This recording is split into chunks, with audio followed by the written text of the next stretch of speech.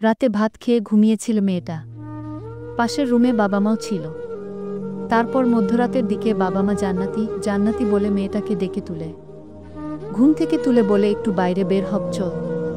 মেয়েটা ঘুম ঘুম চোখে অবাক হয়। এত রাতে কোথায় যাবে জিজ্ঞেস করতে থাকে। বাবা মা কোনো প্রকার উত্তর না দিয়েই বাইরে যাওয়ার জন্য জোর করতে থাকে। যেহেতু বাবা মা বলছে তাই মেয়েটা আর না করে না।